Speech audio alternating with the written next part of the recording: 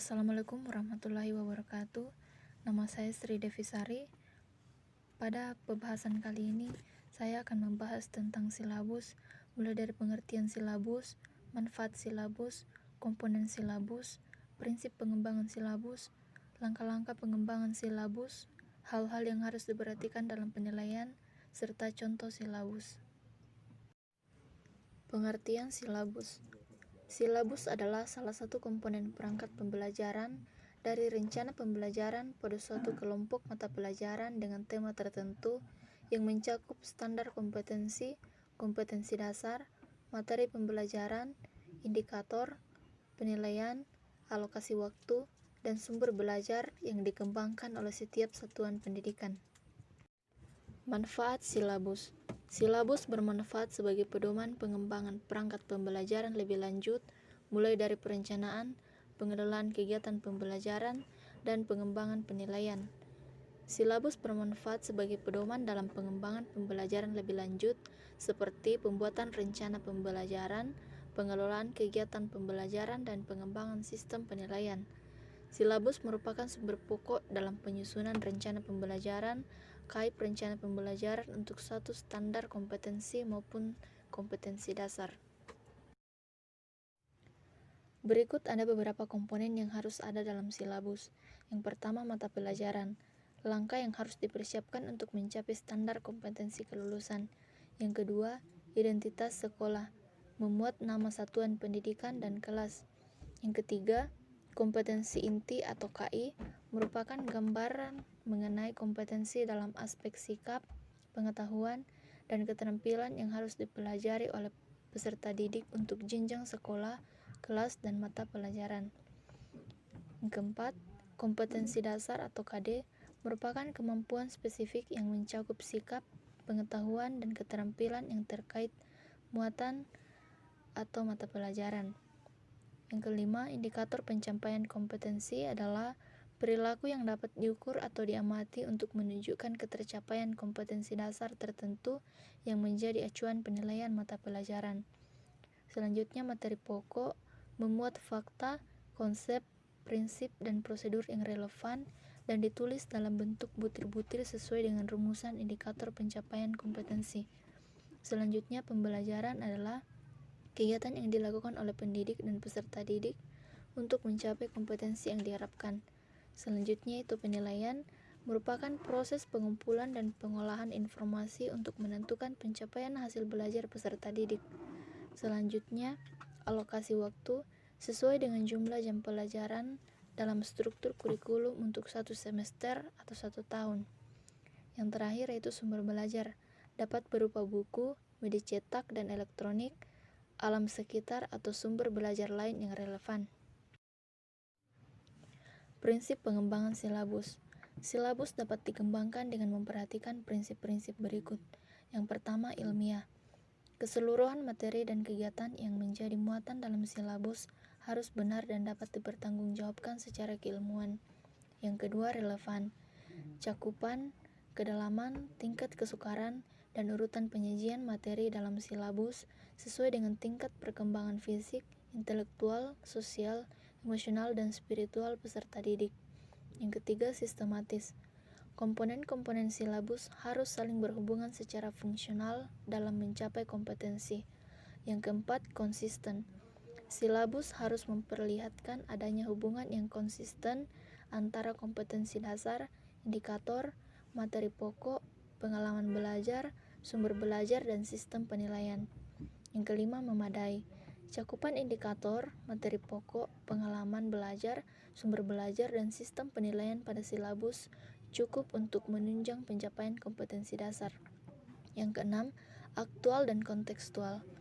Cakupan indikator, materi pokok, pengalaman belajar, sumber belajar, dan sistem penilaian dalam silabus memperhatikan perkembangan ilmu, teknologi, dan seni mutakhir dalam kehidupan nyata dan peristiwa yang terjadi. Yang ketujuh, fleksibel.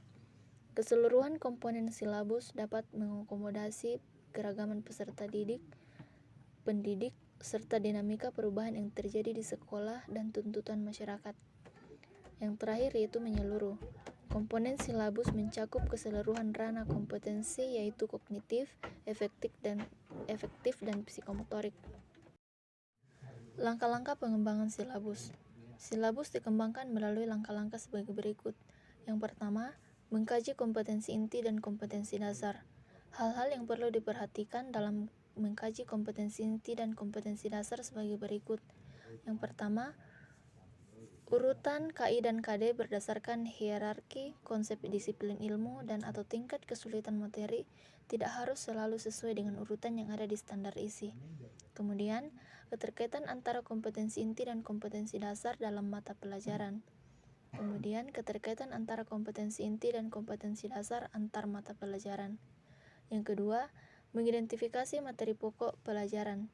Hal-hal yang perlu diperhatikan dalam mengidentifikasi materi pokok untuk pencapaian kompetensi dasar adalah sebagai berikut. Yang pertama, potensi peserta didik. Yang kedua, relevansi dengan karakteristik daerah, tingkat perkembangan fisik, intelektual, emosional, sosial, dan spiritual peserta didik. Ketiga, kebermanfaatan bagi peserta didik. Keempat, struktur keilmuan. Yang kelima,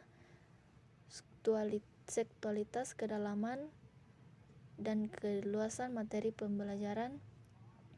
Selanjutnya, relevansi dengan kebutuhan peserta didik dan tuntutan lingkungan. Yang terakhir, alokasi waktu. Kemudian yang ketiga, mengembangkan kegiatan. Hal-hal yang harus diperhatikan dalam mengembangkan kegiatan pembelajaran adalah sebagai berikut. Yang pertama, kegiatan pembelajaran disusun untuk memberikan bantuan kepada para pendidik, khususnya guru, agar dapat melaksanakan proses pembelajaran secara profesional. Yang kedua, kegiatan pembelajaran memuat rangkaian kegiatan yang harus dilakukan oleh peserta didik secara berurutan untuk mencapai kompetensi dasar. Kemudian, penentuan urutan kegiatan pembelajaran harus sesuai dengan hierarki konsep materi pembelajaran. Kemudian yang keempat, rumusan pernyataan dalam kegiatan pembelajaran minimal mengandung 2 unsur perinci yang mencerminkan pengelolaan pengalaman belajar siswa, yaitu kegiatan siswa dan materi. Kemudian langkah yang keempat, yaitu merumuskan indikator pencapaian kompetensi dasar. Indikator merupakan penanda pencapaian kompetensi dasar yang ditandai oleh perubahan perilaku yang dapat diukur dengan yang mencakup sikap, pengetahuan, dan keterampilan. Yang kelima, menentukan jenis penilaian.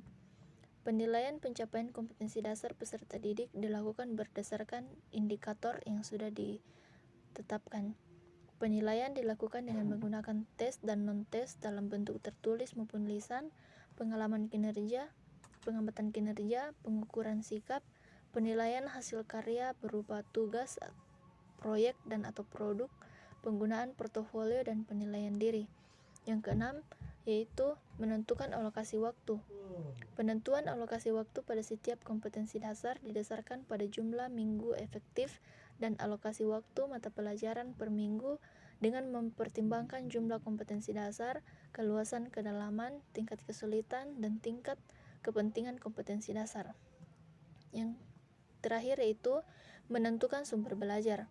Sumber belajar merupakan rujukan objek atau bahan yang digunakan untuk kegiatan pembelajaran yang berupa media cetak dan elektronik, narasumber, serta lingkungan fisik, alam, sosial, dan budaya. Penentuan sumber belajar didasarkan pada standar kompetensi dan kompetensi dasar serta materi pokok dan pembelajaran, kegiatan pembelajaran, dan indikator pencapaian kompetensi. Hal-hal yang perlu diperhatikan dalam penilaian adalah sebagai berikut. Yang pertama, penilaian diarahkan untuk mengukur pencapaian kompetensi.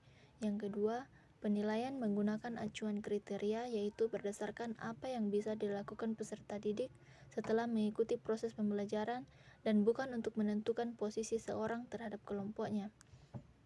Yang ketiga, sistem yang direncanakan adalah sistem penilaian yang berkelanjutan. Berkelanjutan dalam arti semua indikator ditagih, kemudian hasilnya dianalisis untuk menentukan kompetensi dasar yang telah dimiliki dan yang belum, serta untuk mengetahui kesulitan siswa. Yang keempat, hasil penilaian dianalisis untuk menentukan tindak lanjut. Tindak lanjut berupa perbaikan proses pembelajaran berikutnya, program remedial bagi peserta didik yang pencapaian kompetensi di bawah kriteria ketuntasan, dan program pengayaan bagi peserta didik yang telah memenuhi kriteria ketuntasan. Yang terakhir, sistem penilaian harus disesuaikan dengan pengalaman belajar yang ditempuh dalam proses pembelajaran. Misalnya, jika pembelajaran menggunakan pendekatan tugas observasi lapangan, maka evaluasi harus diberikan baik pada proses, contohnya teknik wawancara maupun produk atau hasil melakukan observasi lapangan yang berupa informasi yang dibutuhkan. Ini adalah contoh silabus yang memuat beberapa komponen, yaitu mata pelajaran, nama pendidikan, kelas, kompetensi inti, kompetensi dasar, materi pokok, pembelajaran, penilaian, alokasi waktu, dan sumber belajar.